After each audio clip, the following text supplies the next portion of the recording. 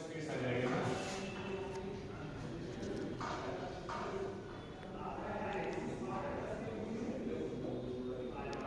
रीतिकाल, रीति का शाब्दिक अर्थ होता है, रीति का शाब्दिक अर्थ है परंपरा, ढंग, मार्ग, रास्ता। वह काल जो परंपरा पर चले उसे रीतिकाल कहा जाता है। संस्कृत साहित्य में रीति शब्द का प्रयोग आचार्य वामन ने किया। रीति शब्द का प्रयोग आचार्य वामन ने किया। इन्होंने विशिष्ट पद रचना रीति कहा, विशिष्ट पद रचना रीति कहा। हिंदी साहित्य में आचार्य शुक्ल ने रीति शब्द का प्रयोग किया। उन्होंने लिखा कि काव्य को एक विशेष ढंग पर लिखना ही रीति है, अर्थात जब संस्कृत साहित्य की परंपरा में, संस्कृत काव्य शास्त्र की परंपरा में हिंदी में भी कुछ लिखा जाए तो उसे रीति कहते हैं। यह वह समय था जब संस्कृत साहित्य की परंपरा का अनुकरण किया गया, इसीलिए रीतिकाल का समय संवत 1700 से 1900 माना जाता है। इसके पीछे यह तर्क था कि यह वह काल है जब संस्कृत साहित्य को, संस्कृत काव्य शास्त्र को हिंदी ब्रज भाषा में लिखा जाने लगा। हिंदी में रीति ग्रंथ का पहला लक्षण कृपाराम की हित तरंगिणी में मिलता है, जहां पर रीति हित तरंगिणी में मिलता है, जहां पर रीति के ढंग का पहला लक्षण मिलता है। इसके अतिरिक्त केशव दास के बड़े भाई बलभद्र मिश्र ने दूषण विचार नाम से ग्रंथ लिखा। ओहकर का रसरतन और इसी श्रृंखला में चिंतामणि का कविकुल कल्पतरु, केशव की कवि प्रिया, रत्न रसिक प्रिया इसी ढंग के ग्रंथ हैं। तात्पर्य यह है कि हिंदी साहित्य का वह काल जो परंपरा या ढंग पर काव्य शास्त्रों या लक्षण ग्रंथों का निर्माण करता है, उसे रीति काल कहते हैं। रीति काल को आचार्यों ने अलग अलग ढंग से देखा और उसका नामकरण किया। मिश्र बंधुओं ने इसे अलंकृत काल नाम दिया। अलंकृत काल का तात्पर्य था कि इसे अलंकृत या अलंकार के ढंग पर लिखा गया है। अत्यधिक अलंकृत करना, सौंदर्य दिलाना, यानी जब कवि या आचार्य अपनी रचनाओं को अलग अलग ढंग से अलंकृत करते हैं तो उसे अलंकृत काल कहते हैं। विश्वनाथ प्रसाद मिश्र ने इसे श्रृंगार काल नाम दिया।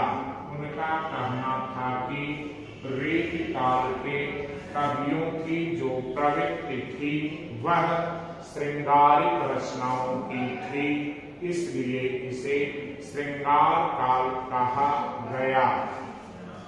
स्वयं रमाशंकर शुक्ल रसाल ने कला काल नाम दिया। तो कला काल कहने के पीछे उनका कलात्मक ढंग था। कहने का आशय है कि रीति काल में जो कवि कलात्मक ढंग से अपनी रचनाओं को प्रस्तुत करते हैं उसे कला काल कहते हैं। इस प्रकार आप इसमें रीति काल का अर्थ और उसके नामकरण को लेकर जान सकते हैं। यह अलंकृत काल, श्रृंगार काल और कला काल से भिन्न शुक्ल जी ने जो रीति काल नाम दिया वह इन सबको अपने अंदर समाहित करता है और रीति काल नाम ही इसका उचित नाम है। रीति काल का वर्गीकरण प्रायः रीति सिद्ध, रीतिबद्ध और रीति मुक्त के ढंग पर किया गया। रीति मुक्त के ढंग पर किया गया। हमें ये जानना चाहिए कि रीतिबद्ध क्या है, रीति मुक्त क्या है और रीति सिद्ध क्या है। तो रीतिबद्ध से आशय था कि जिन आचार्यों या कवियों ने लक्षण ग्रंथों का निर्माण किया, लक्षण ग्रंथों का निर्माण किया और उसका उदाहरण भी प्रस्तुत किया, वे रीतिबद्ध कहलाए। लक्षण ग्रंथों का निर्माण, इसका मतलब क्या है कि काव्य शास्त्र के जो लक्षण हैं जैसे अलंकार, रस, छंद, गुण, दोष, रीति, वक्रोक्ति, ध्वनि, ये सब लक्षण ग्रंथ हैं। तो इन लक्षण ग्रंथों पर स्वतंत्र ढंग से पुस्तक लिखना, परिभाषा देना, उसका लक्षण बताना और उदाहरण प्रस्तुत करना ही रीतिबद्ध कहलाया। तो जो कवि इस ढंग पर काव्य ग्रंथ लिखते हैं उन्हें रीतिबद्ध कहा गया। इसमें चिंतामणि, मतिराम, रीतिबद्धकारों में चिंतामणि, मतिराम, केशव, कुलपति, देव, भिखारी, दास और पद्माकर आते हैं।